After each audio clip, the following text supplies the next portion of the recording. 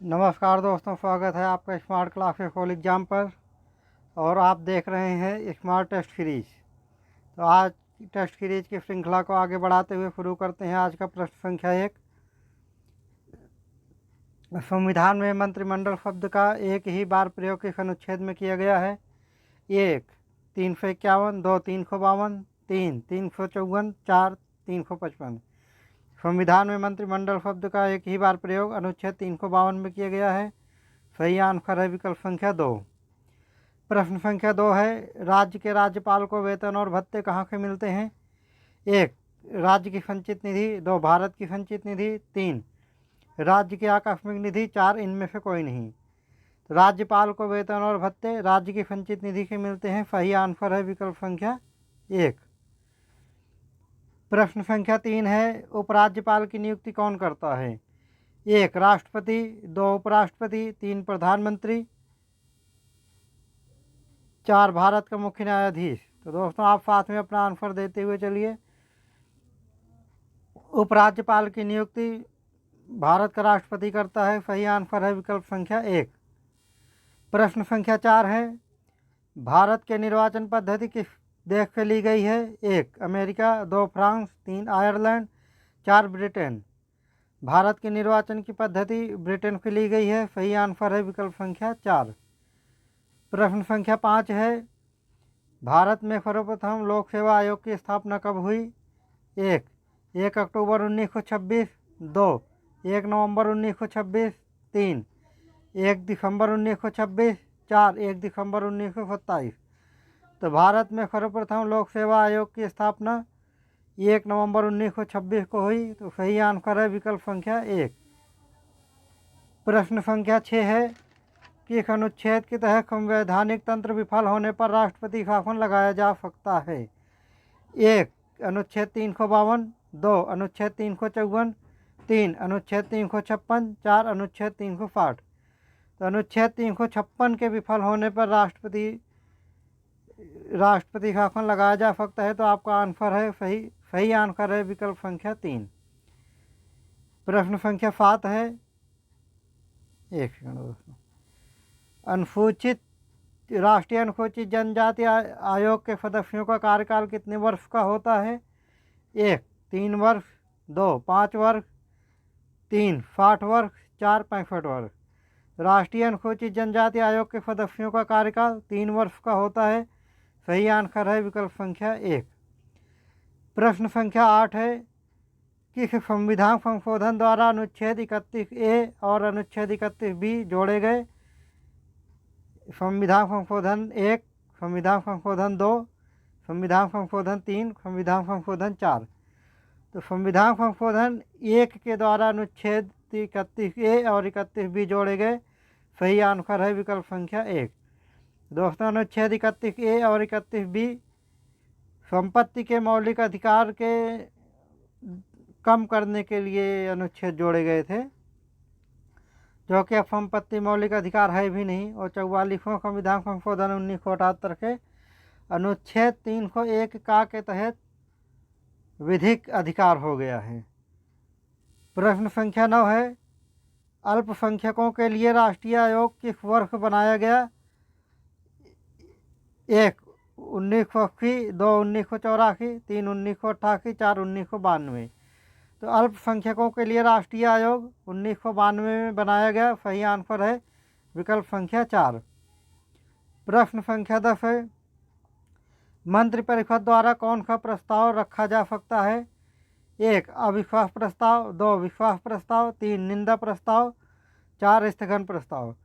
मंत्रिपरिषद द्वारा केवल विश्वास प्रस्ताव रखा जा सकता है। अविश्वास प्रस्ताव, निंदा प्रस्ताव ये विपक्षी पार्टी द्वारा, विपक्ष के द्वारा रखा जा सकता है। और स्थगन प्रस्ताव इनके में से किसी के द्वारा नहीं रखा जा सकता। ये चेयरपर्सन के द्वारा रखा जा सकता है।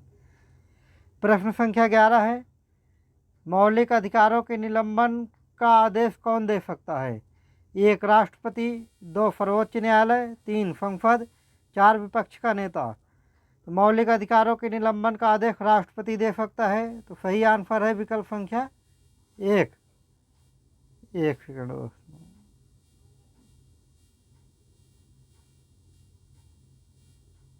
एक सेकंड। प्रश्न संख्या 11 है, मौलिक अधिकारों के निलंबन का आदेश कौन दे सकता है? 1 राष्ट्रपति, 2 सर्वोच्च न्यायालय, 3 संसद, 4 विपक्ष का नेता। मौलिक अधिकारों के निलंबन का आदेश राष्ट्रपति दे सकता है। सही आंसर है विकल्प संख्या 1। प्रश्न संख्या 12 है, बच्चों को शोषण के विरुद्ध अधिकार किस अनुच्छेद में है?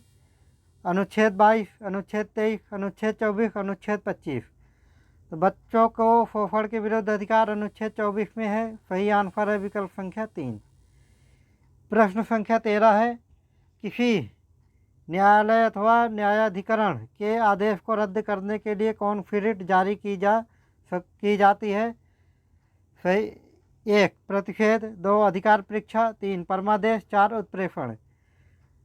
तो किसी न्यायालय अथवा न्यायाधिकरण के आदेश को रद्द करने के लिए उत्प्रेषण जारी किया जा सकता है। सही आंसर है विकल्प संख्या 4। प्रश्न संख्या 14 है, कौन सा मूल अधिकार विदेशी नागरिकों को प्राप्त नहीं है? 1 अभिव्यक्ति की स्वतंत्रता, 2 विधि के समक्ष समानता, 3 शोषण के विरुद्ध अधिकार, 4 प्राण एवं दैहिक स्वतंत्रता। तो अभिव्यक्ति की स्वतंत्रता विदेशी नागरिकों को प्राप्त नहीं है, ये केवल भारतीय नागरिकों को प्राप्त है। तो सही आंसर है विकल्प संख्या 1। प्रश्न संख्या 15 है, मूल कर्तव्य को कौन सी समिति की सिफारिश पर शामिल किया गया? 1 बलवंत राय समिति, 2 फड़ समिति, 3 तारापोर समिति, 4 गोईपोरिया समिति। तो मूल कर्तव्य फड़ सिंह समिति की सिफारिश पर शामिल किया गया। सही आंसर है विकल्प संख्या 2। प्रश्न संख्या 16 है, भारत की संसद का उद्घाटन कब हुआ था? 1 1927, 2 1935, 3 1947, 4 1950। तो भारत की संसद का उद्घाटन 1927 में हुआ था। सही आंसर है विकल्प संख्या 1। प्रश्न संख्या 17 है, राष्ट्रपति पर महाभियोग की प्रक्रिया कहाँ से लाई गई है? 1 ब्रिटेन, 2 कनाडा, 3 अमेरिका, 4 आयरलैंड। तो राष्ट्रपति पर महाभियोग की प्रक्रिया अमेरिका से लाई गई है। सही आंसर है विकल्प संख्या 3। प्रश्न संख्या 18 है, सर्वोच्च न्यायालय के न्यायाधीशों की नियुक्ति किस अनुच्छेद में है? 1 अनुच्छेद 121, 2 अनुच्छेद 122, 3 अनुच्छेद 123, 4 अनुच्छेद 124। सर्वोच्च न्यायालय के न्यायाधीशों की नियुक्ति अनुच्छेद 124 में है। सही आंसर है विकल्प संख्या 4। प्रश्न संख्या 19 है, राष्ट्रपति किस सूची के विषयों पर आदेश जारी नहीं कर सकता है? 1 संघ सूची, 2 राज्य सूची, 3 समवर्ती सूची, 4 उपरोक्त सभी। राष्ट्रपति राज्य सूची से संबंधित विषयों पर अध्यादेश नहीं जारी कर सकता। सही आंसर है विकल्प संख्या 2। प्रश्न संख्या 20 है, राष्ट्रपति द्वारा जारी अध्यादेश संसद के सत्र शुरू होने के कितने समय तक रखा जाना आवश्यक है? 1 सप्ताह, 2 6 सप्ताह, 3 1 महीने, 4 6 महीने। तो राष्ट्रपति द्वारा जारी अध्यादेश को 6 सप्ताह तक रखा जाना आवश्यक है, मतलब संसद के समक्ष सत्र पूर्ण होने पर 6 सप्ताह के भी अंदर रखा जाना आवश्यक है। प्रश्न संख्या 21 है, 10वीं अनुसूची कौन से संशोधन में जोड़ी गई? 1 अनुच्छेद 52, 2 अनुच्छेद 53, 4 अनुच्छेद 54, 3 अनुच्छेद 54, 4 अनुच्छेद 55। तो 10वीं अनुसूची अनुच्छेद 10वीं अनुसूची कौन से संशोधन में जोड़ी गई? 1 52वां संशोधन, 2 53वां संशोधन, 3 54वां संशोधन, 4 55वां संशोधन। तो 10वीं अनुसूची 52वें संशोधन द्वारा जोड़ी गई। सही आंसर है विकल्प संख्या 1। प्रश्न संख्या 22 है, मंत्रिमंडल प्रणाली कहाँ के संविधान से ली गई है? 1 अमेरिका, 2 जापान, 3 ब्रिटेन, 4 न्यूजीलैंड। मंत्रिमंडल प्रणाली अमेरिका के संविधान से ली गई है। सही आंसर है विकल्प संख्या 1। प्रश्न संख्या 23 है, स्वतंत्र भारत के पहले मंत्रिमंडल में संचार मंत्री कौन थे? 1 जगजीवन राम, 2 राजकुमारी अमृत कौर, 3 FH भाभा, 4 रफ़ी अहमद किदवई। तो स्वतंत्र भारत में के पहले मंत्रिमंडल में संचार मंत्री रफ़ी अहमद किदवई थे। सही आंसर है विकल्प संख्या 4। जगजीवन राम श्रम मंत्री थे। राजकुमारी अमृत कौर स्वास्थ्य मंत्री थी। FH भाभा वाणिज्य मंत्री थे। प्रश्न संख्या 24 है, राष्ट्रगान पहली बार कब गाया गया? 1 27 दिसंबर 1911, 2 15 अगस्त 1947, 3 26 जनवरी 1950, 4 26 जनवरी 1951। तो राष्ट्रगान पहली बार 27 दिसंबर 1911 को गाया गया कलकत्ता अधिवेशन में। प्रश्न संख्या 25 है, भारतीय संविधान द्वारा राष्ट्रगान को कब अपनाया गया? 1 27 दिसंबर 1911, 2 15 अगस्त 1947, 3 24 जनवरी 1950, 4 26 जनवरी 1950। भारतीय संविधान द्वारा राष्ट्रगान को 24 जनवरी 1950 को अपनाया गया। सही आंसर है विकल्प संख्या 3। 24 जनवरी 1950 को राष्ट्रीय चिन्ह भी अपनाया गया था, जो कि सारनाथ के अशोक स्तंभ से लिया गया है। और 27 दिसंबर 1911 को कलकत्ता अधिवेशन में राष्ट्रगान को पहली बार गाया गया था।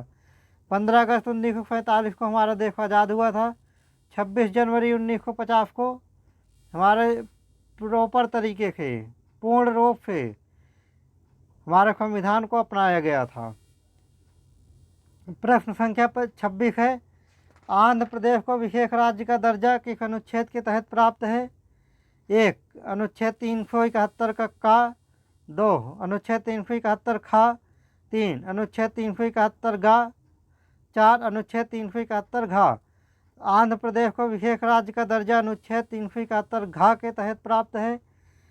अनुच्छेद 371 का के तहत नागालैंड को विशेष राज्य का दर्जा प्राप्त है।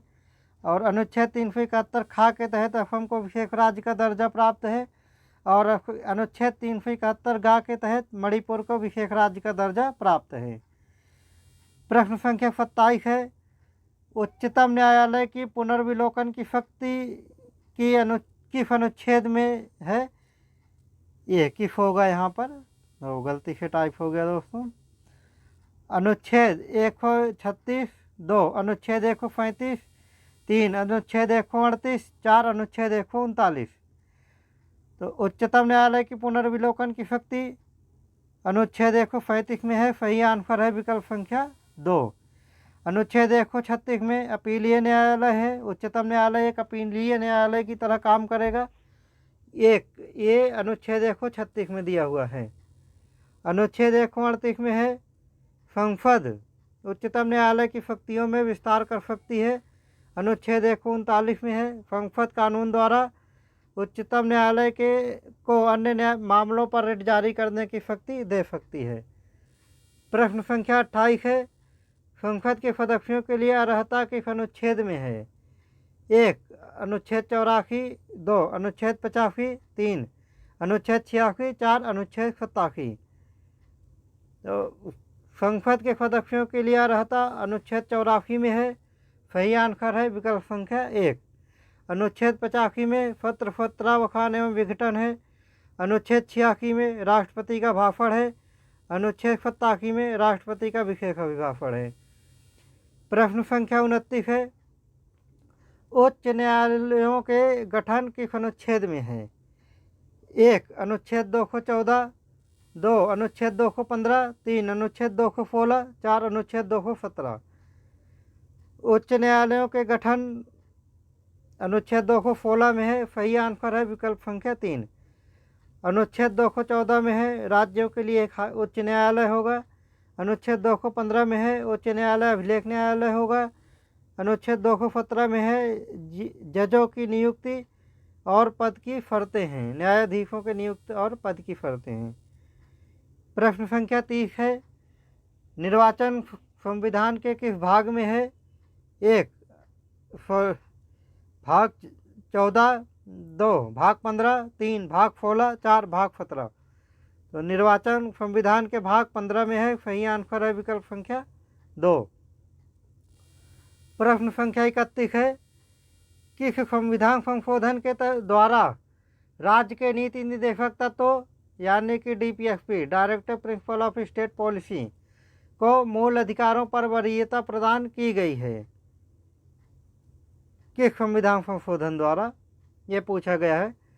तो 1 24वां संविधान संशोधन, 2 25वां संविधान संशोधन, 3 42वां संविधान संशोधन, 4 44वां संविधान संशोधन। तो राज्य के नीति निदेशक तत्वों को मूल अधिकारों पर वरीयता प्रदान की गई है 42वें संविधान संशोधन 1976 के द्वारा। तो दोस्तों 42वें संविधान संशोधन 1976 को मिनी कॉन्स्टिट्यूशन भी बोलते हैं क्योंकि इसमें बहुत ज़्यादा संशोधन हुए थे। प्रश्न संख्या 32 है, मुख्य सूचना आयुक्त एवं अन्य सूचना आयुक्तों का कार्यकाल कितना होता है? 1 3 वर्ष या 65 वर्ष की आयु, 2 3 वर्ष या 70 वर्ष की आयु, 3 5 वर्ष या 65 वर्ष की आयु, 4 5 वर्ष या 70 वर्ष की आयु। तो मुख्य सूचना आयुक्त एवं अन्य सूचना आयुक्तों का कार्यकाल 5 वर्ष या 65 वर्ष की आयु होता है। सही आंसर है विकल्प संख्या 3। प्रश्न संख्या 33 है, दिनेश गोस्वामी समिति का संबंध किससे है? 1 निर्वाचन सुधार, 2 राजनीति का अपराधीकरण, 3 बैंकिंग सुधार, 4 नई शिक्षा नीति। तो दिनेश गोस्वामी समिति का संबंध निर्वाचन सुधार के है। सही आंसर है विकल्प संख्या 1। प्रश्न संख्या 34 है, आधिकारिक भाषा आयोग किस अनुच्छेद में है? 1 अनुच्छेद 324, 2 अनुच्छेद 328, 3 अनुच्छेद 342, 4 अनुच्छेद 344। तो आधिकारिक भाषा आयोग अनुच्छेद 344 में है। सही आंसर है विकल्प संख्या 4। प्रश्न संख्या 35 है, उच्च न्यायालय द्वारा घोषित विधि का सभी न्यायालयों पर आबद्ध कर होना कौन से अनुच्छेद में है? 1 अनुच्छेद 140, 2 अनुच्छेद 141, 3 अनुच्छेद 142, 4 अनुच्छेद 144। तो उच्च न्यायालय द्वारा घोषित विधि का सभी न्यायालयों पर आबद्ध कर होना अनुच्छेद 141 में है। सही आंसर है विकल्प संख्या 1। प्रश्न संख्या 36 है, एक उच्च न्यायालय के न्यायाधीश को पद से हटाने का प्रस्ताव संसद में से कितने बहुमत से पास होना चाहिए? 1 1/3, 2 2/3, 3 50%, 4 संसद की कोई भूमिका नहीं है। तो एक उच्च न्यायालय के न्यायाधीश को पद से हटाने के लिए हटाने का प्रस्ताव संसद के 2/3 बहुमत से पारित होना चाहिए। सही आंसर है विकल्प संख्या 2। प्रश्न संख्या 37 है, राज्य वित्त आयोग गठन किस अनुच्छेद में है? 1 अनुच्छेद 243W, 2 अनुच्छेद 243X, 3 अनुच्छेद 243Y, 4 अनुच्छेद 243Z। तो राज्य वित्त आयोग का गठन अनुच्छेद 243Y में है। सही आंसर है विकल्प संख्या 3। प्रश्न संख्या 38 है, स्थानीय शासन के लिए राजस्व स्रोत क्या है? यहाँ पे शहरी होगा। तो स्थानीय शहरी शासन के लिए राजस्व स्रोत क्या है? 1 संपत्ति कर, 2 चुंगी कर, 3 पशुओं पर लगने वाला कर, 4 उपरोक्त सभी। स्थानीय शहरी शासन के लिए राजस्व स्रोत संपत्ति कर, चुंगी कर, पशुओं पर लगाए जाने वाला कर, ये सभी है। सही आंसर है विकल्प संख्या 4। प्रश्न संख्या 39 है, महानगरीय समिति का गठन कहाँ किया जा सकता है? 1 जहाँ जनसंख्या 1 लाख से अधिक हो, 2 जहाँ जनसंख्या 5 लाख से अधिक हो, 3 जहाँ जनसंख्या 10 लाख से अधिक हो, 4 जहाँ जनसंख्या 20 लाख से अधिक हो। तो महानगरीय समिति का गठन जहाँ जनसंख्या 10 लाख से अधिक हो वहाँ पे किया जा सकता है। सही आंसर है विकल्प संख्या 3। प्रश्न संख्या 40 है, पंचायत की शक्ति प्राधिकार और उत्तरदायित्व किस अनुच्छेद में है? 1 अनुच्छेद 243A, 2 अनुच्छेद 243B, 3 अनुच्छेद 243 यहाँ पे होगा अनुच्छेद 243G 1 पे, 2 अनुच्छेद 243B, 3 अनुच्छेद 243C, 4 अनुच्छेद 243 डी। पंचायत की शक्तियाँ, प्राधिकार और उत्तरदायित्व अनुच्छेद 243 जी में है। सही आंसर है विकल्प संख्या 1। प्रश्न संख्या 41 है, पंचायती राज संस्थाओं को संवैधानिक दर्जा देने की सिफारिश किसने की? 1 बलवंत राय मेहता समिति, 2 अशोक मेहता समिति, 3 एल.एम. सिंघवी समिति, 4 नरसिंघम समिति। तो पंचायती राज संस्थाओं को संवैधानिक दर्जा देने की सिफारिश अशोक मेहता समिति ने की। सही आंसर है विकल्प संख्या 2। प्रश्न संख्या 42 है, संघ की कार्यपालिका शक्ति किस अनुच्छेद में है? 1 अनुच्छेद 51, 2 अनुच्छेद 52, 3 अनुच्छेद 53, 4 अनुच्छेद 54। संघ की कार्यपालिका शक्ति अनुच्छेद 53 में है। सही आंसर है विकल्प संख्या 3। प्रश्न संख्या 43 है, आपातकाल के समय किस अनुच्छेद को निलंबित नहीं किया जा सकता है? 1 अनुच्छेद 19 और 20, 2 अनुच्छेद 20 और 21, 3 अनुच्छेद 21 और 22, 4 अनुच्छेद 22 और 23। आपातकाल के समय अनुच्छेद 20 और 21 को निलंबित नहीं किया जा सकता है। तो सही आंसर है बी विकल्प संख्या 2। प्रश्न संख्या 44 है, लोक लेखा समिति में कितने सदस्य होते हैं? 1 15, 2 20, 3 22, 4 30। तो लोक लेखा समिति में 22 सदस्य होते हैं। सही आंसर है विकल्प संख्या 3। 15 सदस्य लोकसभा से और 7 सदस्य राज्यसभा के होते हैं। प्रश्न संख्या 45 है, संसदीय मामलों की समिति का अध्यक्ष कौन होता है? 1 गृह मंत्री, 2 प्रधानमंत्री, 3 संसदीय कार्य मंत्री, 4 राष्ट्रपति। संसदीय मामलों की समिति का अध्यक्ष गृह मंत्री होता है। सही आंसर है विकल्प संख्या 1। प्रश्न संख्या 46, किस अनुच्छेद के तहत संसद अतिरिक्त न्यायालय की स्थापना कर सकती है? 1 अनुच्छेद 246, 2 अनुच्छेद 247, 3 अनुच्छेद 248, 4 अनुच्छेद 249। तो अनुच्छेद 247 के तहत संसद अतिरिक्त न्यायालय की स्थापना कर सकती है। सही आंसर है विकल्प संख्या 2। प्रश्न संख्या 47 है, किस अनुच्छेद के तहत संसद राष्ट्रीय हित में राज्य सूची के विषय पर कानून बना सकती है? अनुच्छेद 1 अनुच्छेद 246, 2 अनुच्छेद 247, 3 अनुच्छेद 248, 4 अनुच्छेद 249। तो अनुच्छेद 249 के तहत संसद राष्ट्रहित में राज्य सूची के विषय पर कानून बना सकती है। सही आंसर है विकल्प संख्या 4। प्रश्न संख्या 48 है, किस अनुच्छेद के लागू होने पर अनुच्छेद 19 स्वतः निलंबित हो जाता है? 1 अनुच्छेद 352, 2 अनुच्छेद 354, 3 अनुच्छेद 358, 4 अनुच्छेद 360। अनुच्छेद 358 के लागू होने पर अनुच्छेद 19 स्वतः निलंबित हो जाता है। सही आंसर है विकल्प संख्या 3। प्रश्न संख्या 49 है, अनुच्छेद 356 के अंतर्गत घोषित राष्ट्रपति शासन अधिकतम कब तक रह सकता है? 1 6 माह, 2 वर्ष, 3 वर्ष, 4 1 वर्ष। अनुच्छेद 356 के अंतर्गत घोषित राष्ट्रपति शासन अधिकतम 3 वर्ष तक रह सकता है। सही आंसर है विकल्प संख्या 3। प्रश्न संख्या 50 है, किस अनुच्छेद के तहत प्रत्येक राज्य के लिए एक राज्यपाल होगा? 1 अनुच्छेद 153, 2 अनुच्छेद 154, 3 अनुच्छेद 151, 4 अनुच्छेद 156। अनुच्छेद 153 के तहत प्रत्येक राज्य के लिए एक राज्यपाल होगा।